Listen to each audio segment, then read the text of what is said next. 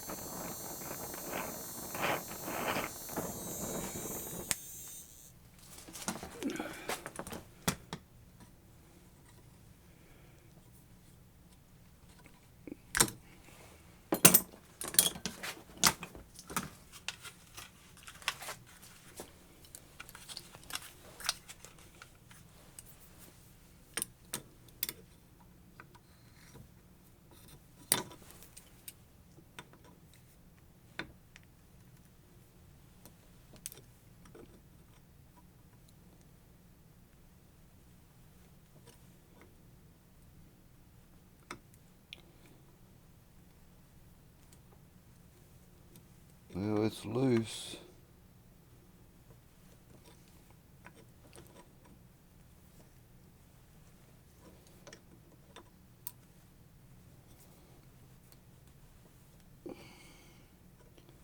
Yeah, there was epoxy in there.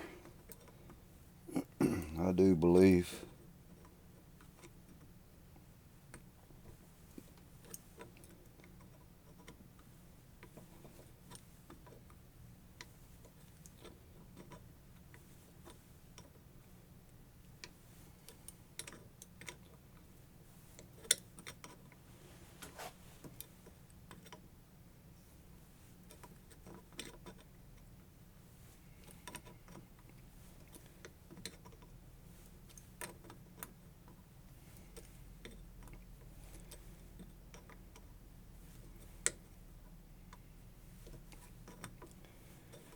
The way those threads are on the machine screws I'm going to put back in it, I'm thinking get some thread locker, not the red stuff, something that'll let loose easier. Or the only thing I got's the red, but maybe just a dab on it.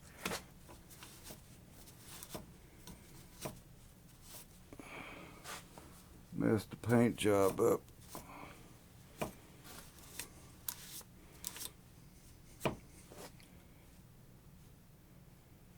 Don't look like I melted anything that wasn't supposed to be melted.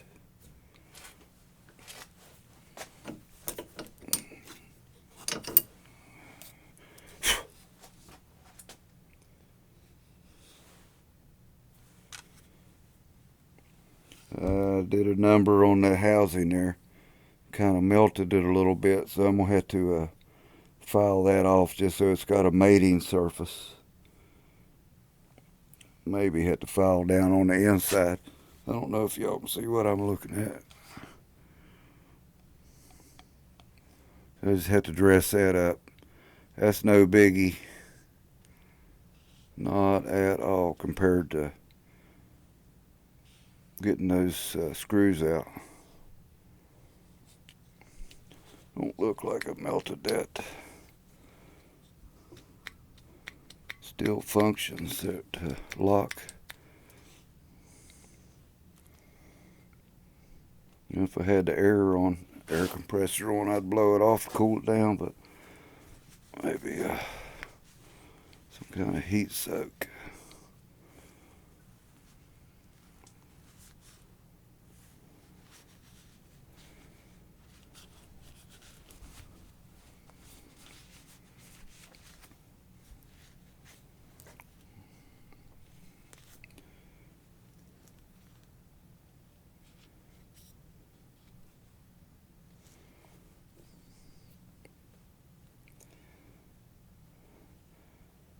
I guess the black on this is where they just turned it on to test it, maybe, because I haven't turned it on.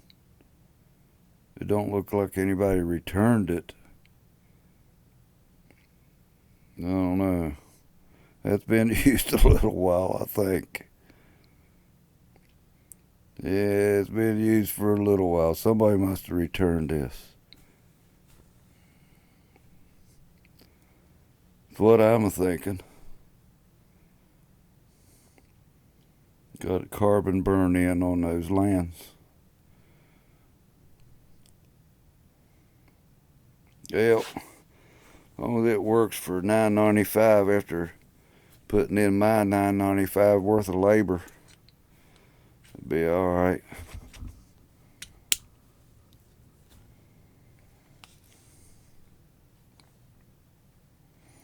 But if I get another one and the screws won't come out easily, I'm just going to turn around and take it back.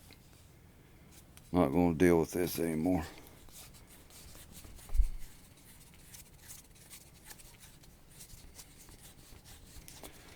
So I'm gonna do some filing on this and get back with you.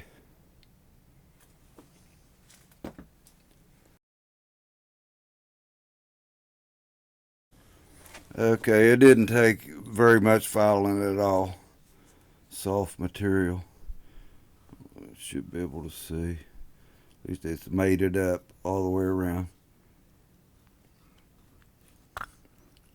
This goes in. I had to file just a little bit down on the inside here where it's bulged out. But that it goes right back in. Seals all the way around. So I'm going to get some brake clean and spray some of those filings out of there. Get it cleaned up. Start reassembling.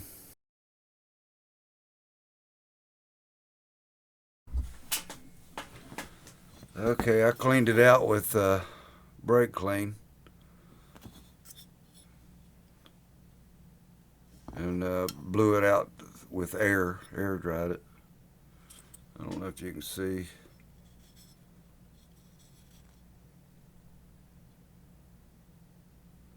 Did a little melting on it. But just a couple minutes with the file and I got it straightened right up. Down inside there too. So this is the best wasp killer money can buy. I've used it for years for brakes and cleaning parts and killing wasps. They'll just drop right dead. You clean a big old, you can spray a big old nest and none of them come out. They all just drop right to the ground. I sprayed a big sand wasp one time. That thing was about like that. A big wasp, or a sand hornet's what I call them. And shot him about 10 feet away. And he made it to about 30 feet and just dropped right to the ground. He was so big I could see him 30 feet away. I didn't think I got him, but just a little bit on him will drop him to the ground. Good stuff all around. Okay, let's put this thing back together. Got the little plastic thing in here. This pops out. The bearing will catch on it and pop it out. Got that back in.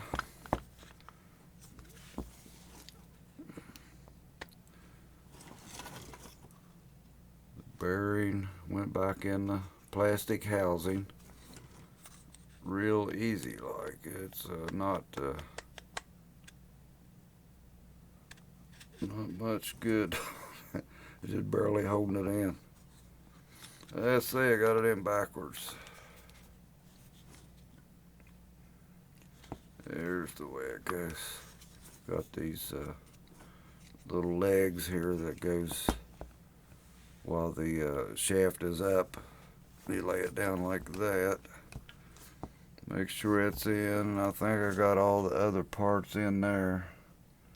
Didn't really take anything out. Put the screws in it.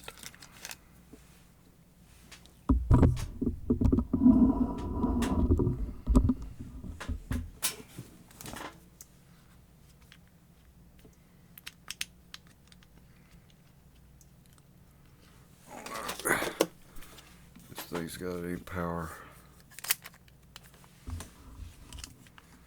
That's about at least 40 years old.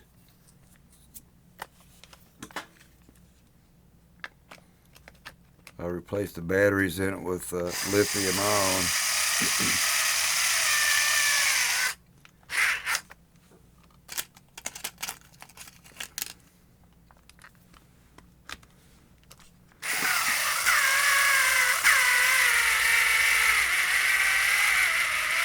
It's not a powerhouse, but if you don't want a powerhouse, this is the one.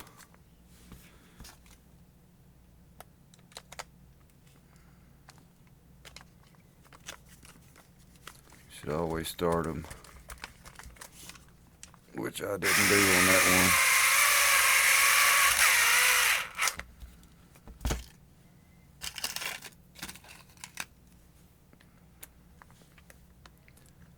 Manually start them.